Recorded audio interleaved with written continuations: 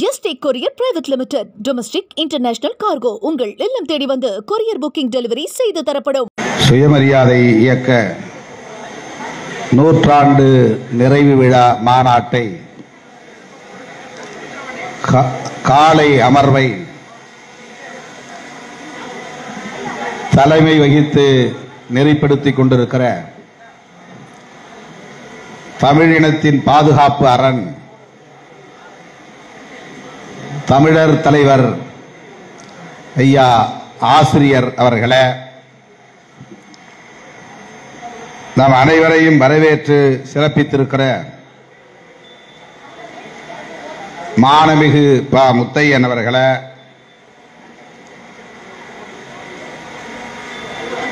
மாநாட்டு தலைவரை முன்மொழிந்து சிறப்பித்திருக்கிற மாநில ஒருங்கிணைப்பாளர் உரத்தநாடு இரா. குணசேகரன் அவர்களே, வழிமொழிந்து அமர்ந்திருக்கிற தோழர்கள் வழக்குரைஞர் வீரசேகரன் அவர்களே, வழக்குரைஞர் தளபதி பாண்டியன் அவர்களே, இரா. வில்வநாதன் அவர்களே, முன்னிலை வகித்து நிகழ்வை சிறப்பித்துக் கொண்டிருக்கிற விடுதலை சிறுத்தைகள் கட்சியின் துணை பொதுச் செயலாளர் சட்டமன்ற உறுப்பினர் தம்பி எஸ். பாலாஜி,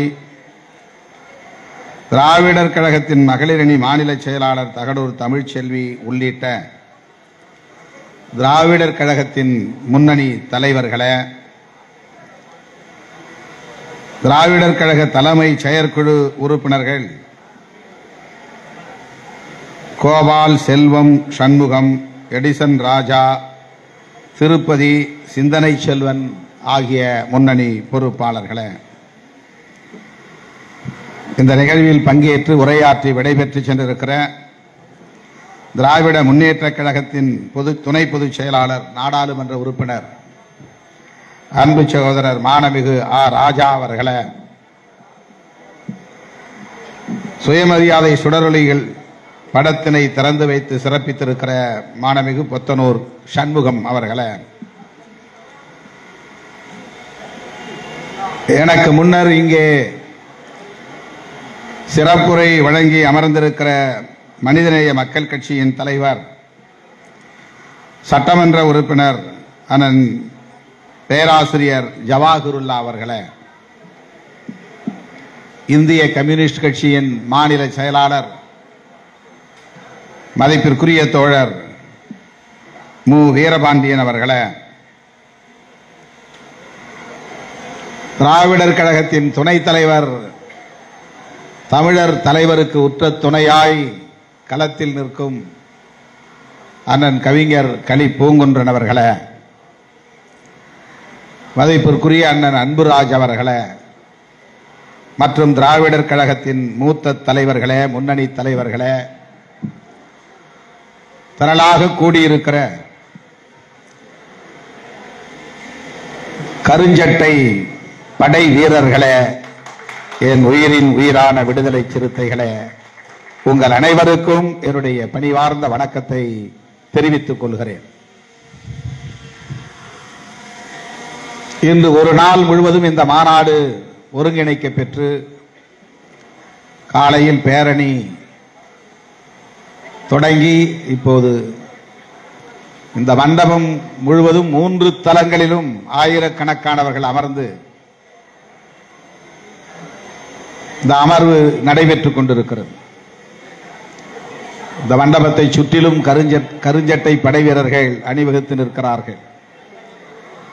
இந்த ஒரு அரங்கம் மட்டுமில்லாமல் மேலும் கீழும் என்று 3 அரங்கங்களிலும் ஒரே நேரத்தில் கருஞ்சிறுத்தைகள் அமர்ந்து இந்த நிகழ்வை சிறப்பித்துக் கொண்டிருக்கிறார்கள். இந்த நூற்றாண்டு விழாவிலே, நிறைவு விழாவிலே பங்கேற்று உங்களிடையே உரையாற்றக்கூடிய ஒரு அரிய வாய்ப்பை எனக்கும் வழங்கியிருக்கிற தமிழர் தலைவர் ஐயா ஆசிரியர் அவர்களுக்கு என்னுடைய நெஞ்சார்ந்த நன்றியை முதலில் தெரிவித்துக் கொள்கிறேன். செப்டம்பர் 17 தந்தை பெரியாருடைய பிறந்த நாள் விழாவில் பெரியார் திடலில் தமிழர் தலைவர் அவர்களுடைய தலைமையில் நான் உரையாற்ற வேண்டும் என துணைத் தலைவர் கவிஞர் கலிப்பூங்குன்றன் அவர்கள் என்னிடத்திலே கேட்டார். நானும் என்னுடைய பயணத் திட்டத்தை பார்க்காமலேயே முதலில் மகிழ்ச்சியோடு ஒப்புதல் அளித்து விட்டேன். அதன் பிறகு அந்த நாளில் நான் லண்டனிலே இருக்க வேண்டிய ஒரு கட்டாயம் இருந்தது. திரும்பி வருவதற்கு மேலும் ஓரிரு நாள் பிடிக்கும் என்கிற சூழலில் ஐயா அவர்களை தொலைபேசியிலே தொடர்பு கொண்டு என்னுடைய வருத்தத்தை தெரிவித்தேன். அப்போது ஐயா அவர்களும் துணைத் தலைவர் அவர்களும் என்னிடத்திலே சொன்னது, பிறந்த நாள் விழாவுக்கு நீங்கள் வர இயலாவிட்டாலும் சுயமரியாதை இயக்க 100 நிறைவு விழாவில் தவறாமல் பங்கேற்க வேண்டும் என்று அன்பு கட்டளையிட்டார்கள்.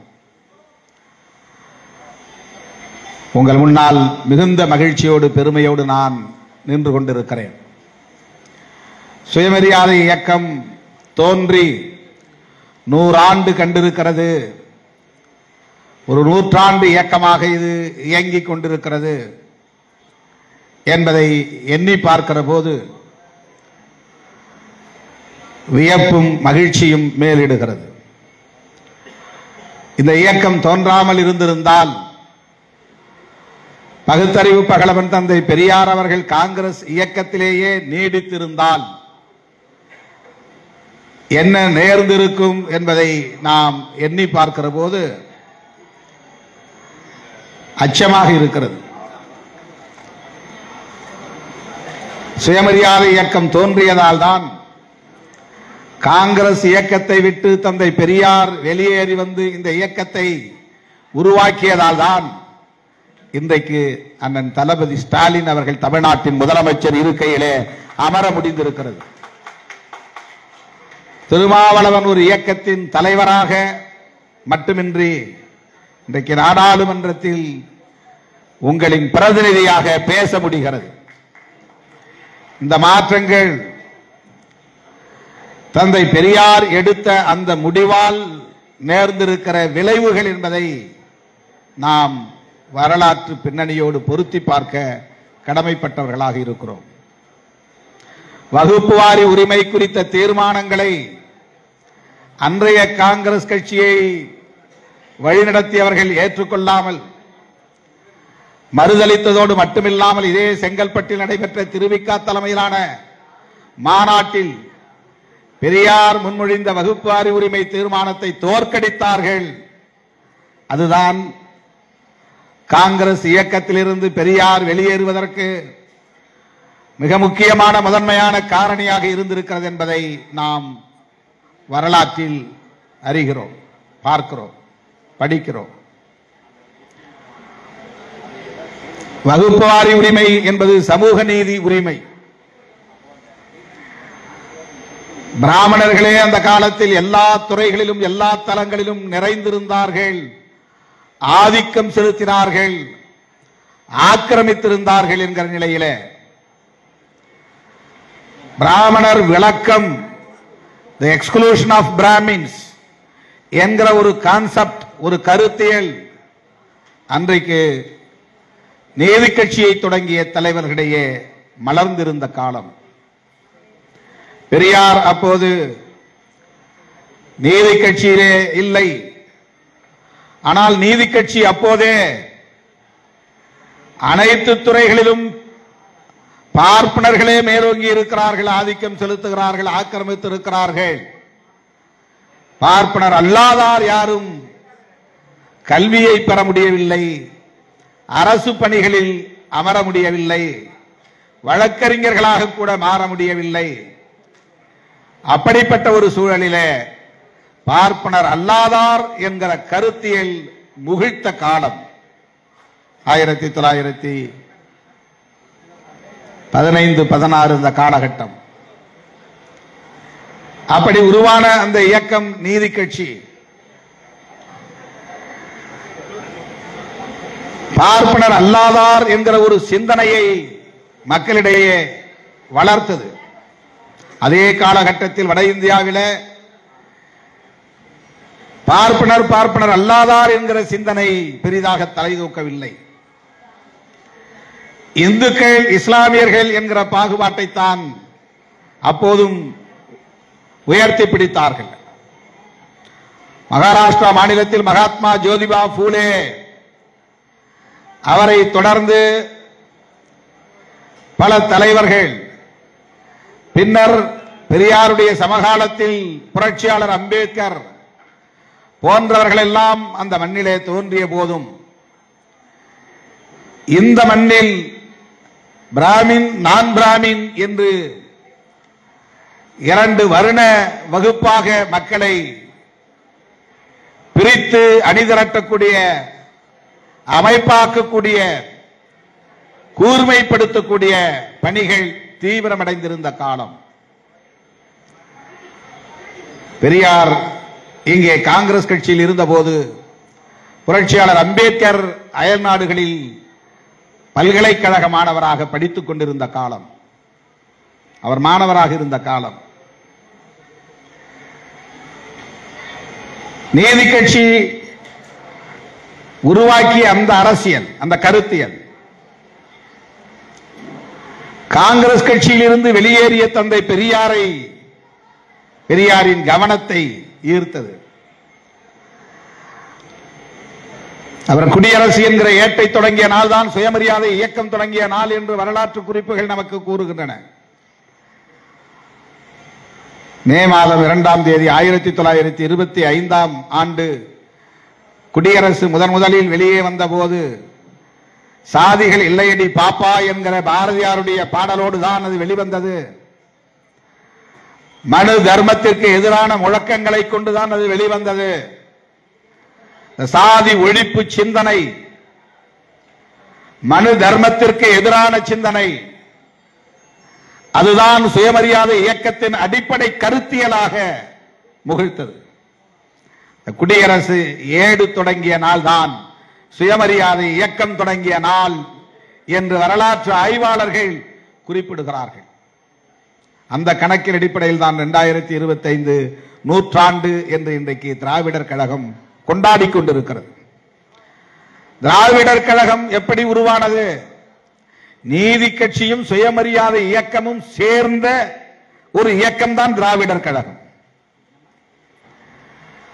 பகுத்தறிவு பகலவன் தந்தை பெரியார் அவர்கள் காங்கிரஸ் கட்சியில் இருந்து வெளியேறி சுயமரியாதை இயக்கம் என்கிற பெயரில் இயங்கிக் கொண்டிருந்த காலத்தில் நீதி கட்சி தலைவர்களோடு உறவாடி கொண்டிருந்தார், அவர்களை ஊக்கப்படுத்திக் கொண்டிருந்தார். தேர்தல் அரசியலில் அவர்கள் வீழ்ச்சியடைந்த நிலையில சுவண்டுவிடக் கூடாது என்று அவர்களை தாங்கி பிடித்தார். நீதி கட்சி துவண்டுவிடக் கூடாது. 6 ஆண்டுகள் ஆட்சியிலே இருந்த கட்சி பிறகு தோற்று போனது. காங்கிரஸ் வென்றாலும் அவர்களால் ஆட்சியை அமைக்க முடியாத நிலையில சில மாதங்கள் கழித்து ராஜாஜி முதலமைச்சர் பொறுப்பை ஏற்றார் 1937. இதெல்லாம் வரலாற்றில் நாம் காண நமக்கு கிடைக்கிற குறிப்புகள். அப்படிப்பட்ட காலத்தில் நீதி கட்சி துவண்டுவிடக் கூடாது என்று அதை தாங்கி பிடித்து அதை ஊக்கப்படுத்தியவர். இந்தி திணிப்பு எதிர்ப்பு போராட்டத்திலே பங்கேற்று சிறையில் இருந்த போது நீதி கட்சியின் தலைவராகவே தேர்ந்தெடுக்கப்பட்டார்.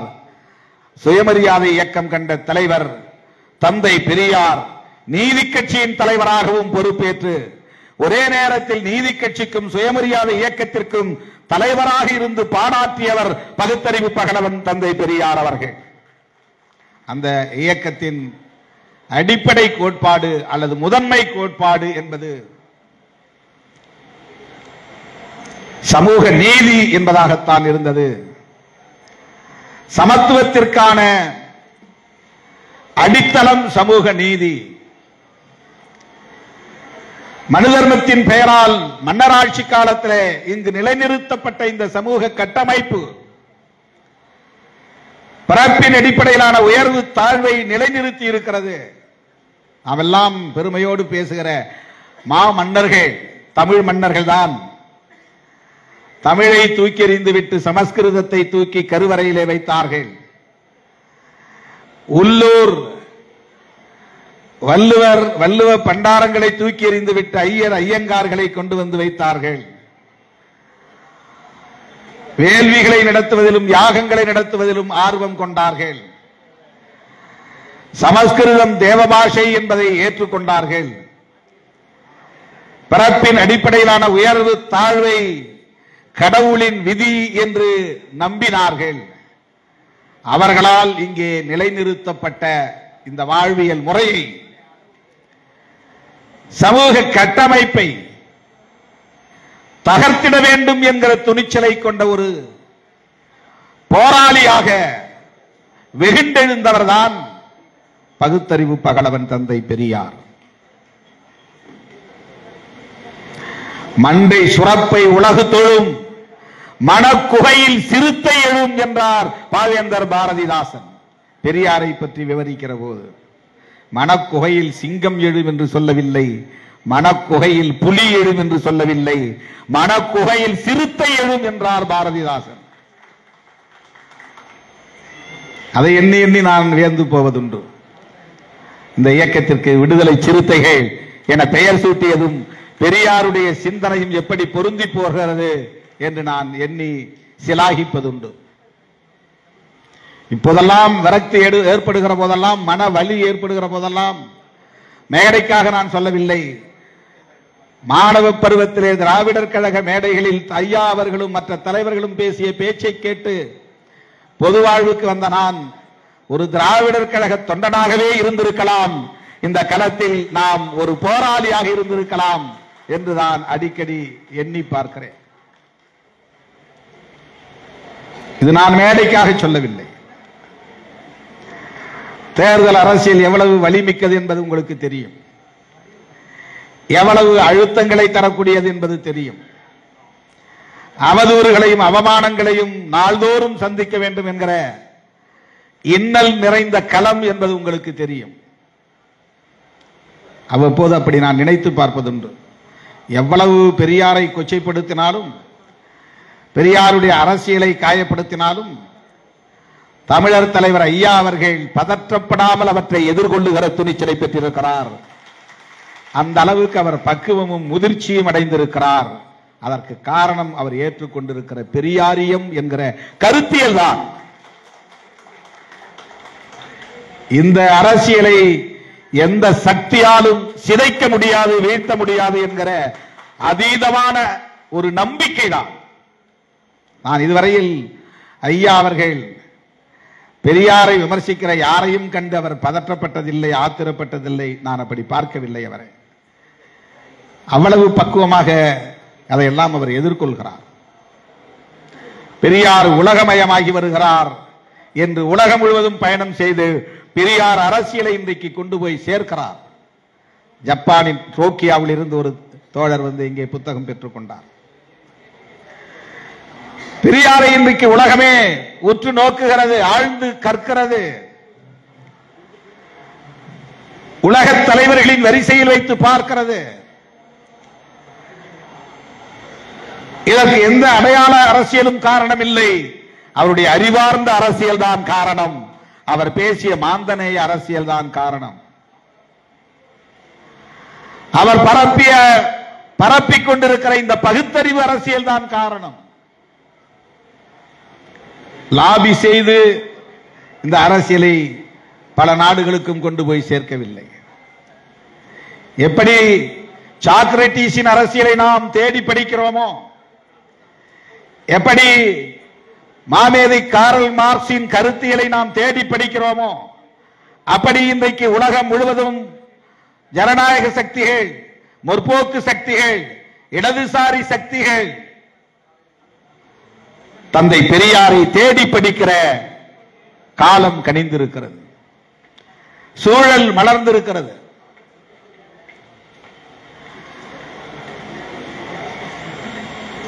சேலத்திலே நடைபெற்ற மாநாட்டில் தந்தை பெரியார் அவர்கள் தென்னிந்திய நல உரிமை சங்கம், நீதி கட்சி, சுயமரியாதை இயக்கம், பார்ப்பனர் அல்லாதார் இயக்கம் என்பதற்கெல்லாம் மாற்றாக அவர் முன்மொழிந்த ஒரு இயக்கத்தின் பெயர்தான் திராவிடர் கழகம். சொல்லாடல் தான் திராவிடர் என்கிற சொல். பார்ப்பனர் அல்லாதார் என்கிற சொல்லுக்கு மாற்றாக இனி நாம் கையாள வேண்டிய சொல் திராவிடர் என்கிற சொல் என்று தந்தை பெரியார் ஒரு தீர்மானமாக அதனை முன்வைக்கிறார்.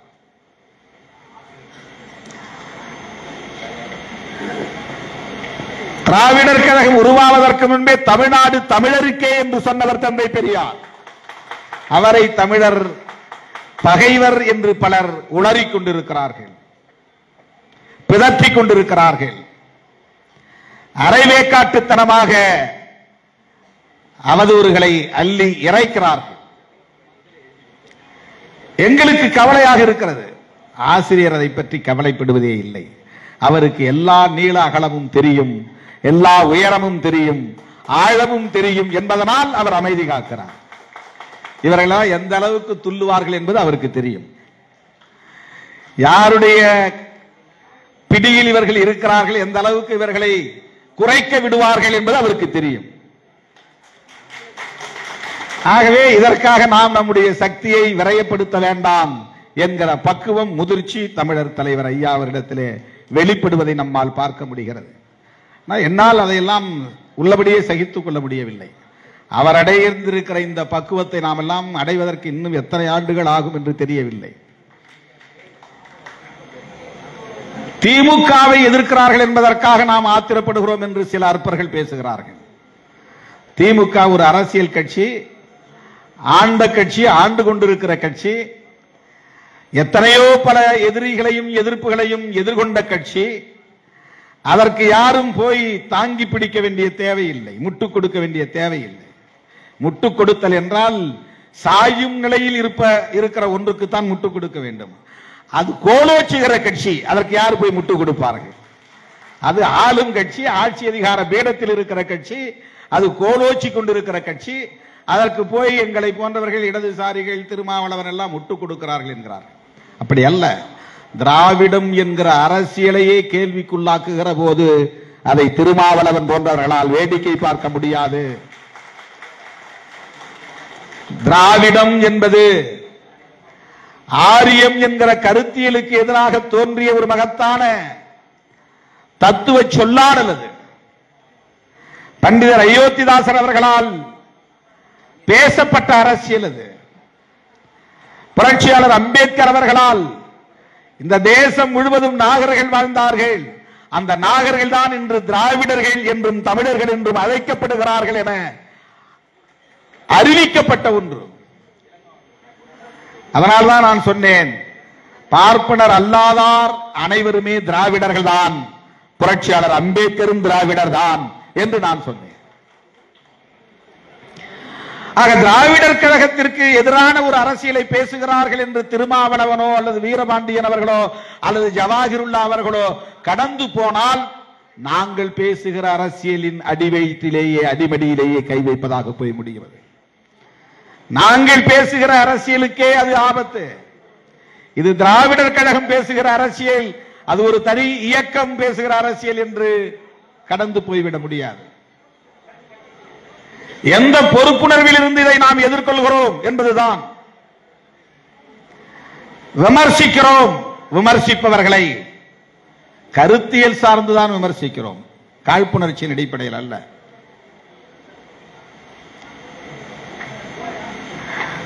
திமுகவை ஆட்சி அதிகார பீடத்திலிருந்து அகற்ற வேண்டும் என்று துடிப்பது ஆட்சி அதிகாரத்தை விரும்புகிற ஒவ்வொருவருக்கும் இருக்கிற ஆசையாக இருக்கலாம். ஆனால் அது திமுக என்கிற கட்சியோடு நின்று விடுகிற அரசியலாக இல்லை. திமுகவும் பேசுகிற, விடுதலை சிறுத்தைகளும் பேசுகிற, இடதுசாரிகளும் பேசுகிற அரசியலுக்கே வேட்டு வைக்கிற முயற்சியாக இருக்கிறது, சங்க பரிவாரங்களின் முயற்சியாக இருக்கிறது. எனவேதான் சங்க பரிவாரங்களின் தூதுவர்களாக இந்த களத்திலே, பிரதிநிதிகளாக இந்த களத்திலே இறங்கி இருப்பவர்கள் எந்த முகமூடி போட்டிருந்தாலும் அந்த முகமூடியை கிழிக்க வேண்டிய பொறுப்பு,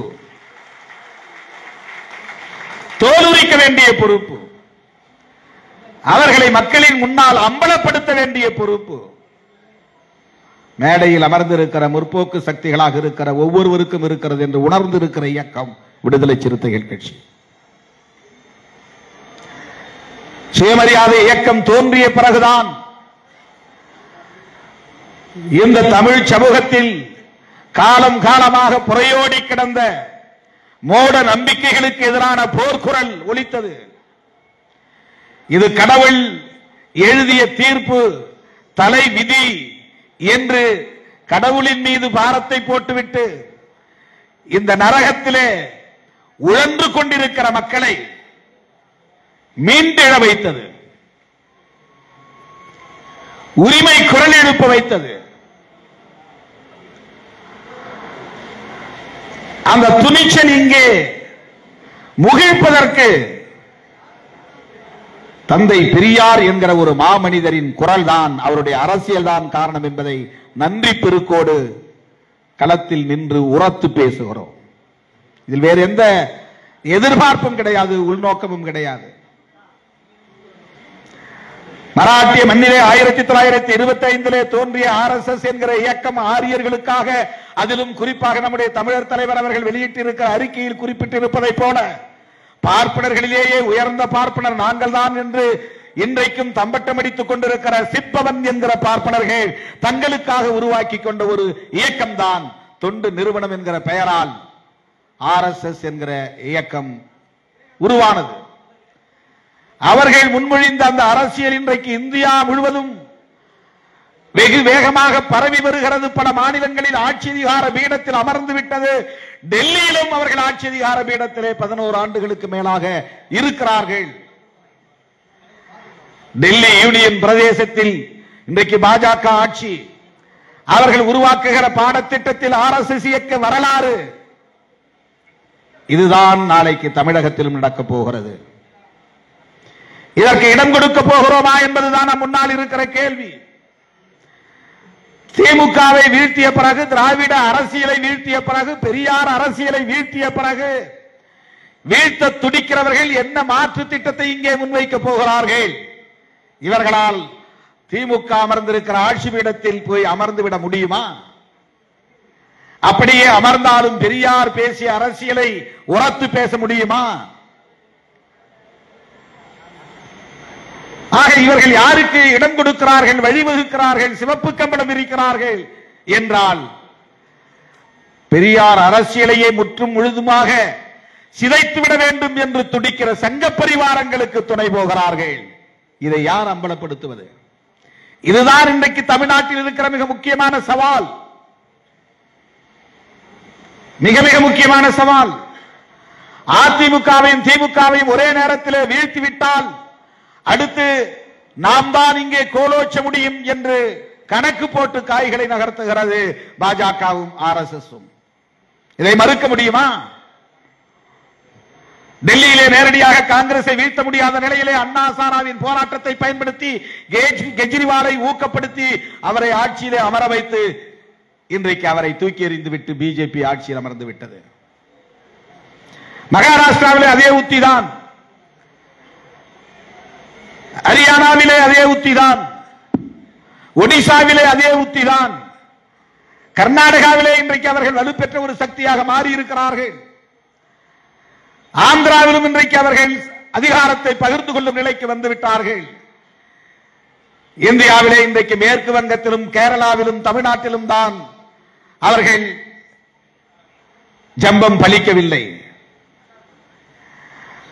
மேற்கு வங்கத்திலும் கூட இன்றைக்கு அவர்கள் ஒரு சக்தியாக காங்கிரஸை பின்னுக்கு தள்ளிவிட்டு வளர்ந்து நிற்கிறார்கள். தமிழ்நாட்டில் அப்படி ஒரு நிலை ஏற்பட்டால் என்ன ஆகும்? தயவு கூர்ந்து எண்ணி பார்க்க வேண்டும். அகில இந்திய அளவில் எல்லா மாநிலங்களுக்கும் வழிகாட்டக்கூடிய ஒரு மாநிலமாக தமிழ்நாடு தொடர்ந்து நீடித்து வருகிறது, இயங்கி வருகிறது. இந்தியை எதிர்க்க வேண்டும் என்கிற உணர்வு இப்போதுதான் தென்னிந்திய மாநிலங்களில் சிலருக்கு வந்திருக்கிறது. ஆனால் இதனை தொடர்ந்து 1938 காலகட்டத்திலிருந்து பெரியார் தலைமையிலே தொடங்கிய முதல் மொழி போராட்டம், இந்தி திணிப்பு எதிர்ப்பு போராட்டம் இன்றைக்கும் தமிழ்நாட்டிலே அது கனன்று கொண்டிருக்கிறது, அடைகாக்கப்பட்டு வருகிறது. இத்தகைய வலிமை பெறுவதற்கு சுயமரியாதை இயக்கம் தோன்றியதுதான் காரணம். பெரியார் உருவாக்கிய சுயமரியாதை இயக்கத்தின் தாக்கம் தான் காரணம். சற்று சிந்தித்து பாருங்கள். ராஜாஜி உட்கார்ந்த நாற்காலியில் முத்தமிழறிஞர் கலைஞர் அமர முடிந்தது என்றால் அது பெரியாரின் உழைப்புக்கு கிடைத்த விளைச்சல் என்பதை மறந்துவிடக் கூடாது. அவருடைய தனிப்பட்ட திறன் ஒரு பக்கம் இருக்கலாம். திமுக என்ற இயக்கம் எங்கிருந்து உருவானது? அண்ணாவால் உருவானது. அண்ணா எந்த பாசறையில் வளர்ந்தவர்? அவர் எந்த அரசியலை மக்களிடத்திலே பேசினார்? பெரியாரின் பாசறையில் வளர்ந்தவர்.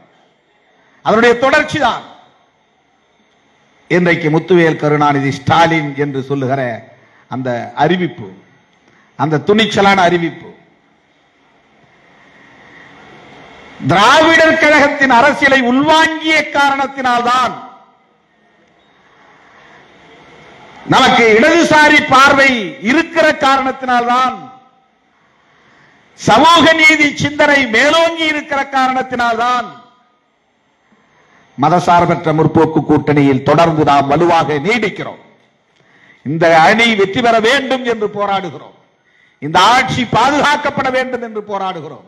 அதைத்தான் நம்முடைய தமிழர் தலைவர் ஐயா ஆசிரியர் அவர்களும் தேர்தல் அரசியலில் ஈடுபாடு இல்லாத நிலையிலும் எப்படி பெரியார் தேர்தல் அரசியலில் ஈடுபட்ட நீதி கட்சிக்கு துணையாக இருந்தாரோ அதை போல இன்றைக்கு தமிழர் தலைவர் அவர்கள் திமுக, விடுதலை சிறுத்தைகள் போன்ற தேர்தலில் பங்கேற்கிற அரசியல் கட்சிகளை ஊக்கப்படுத்திக் கொண்டிருக்கிறார்.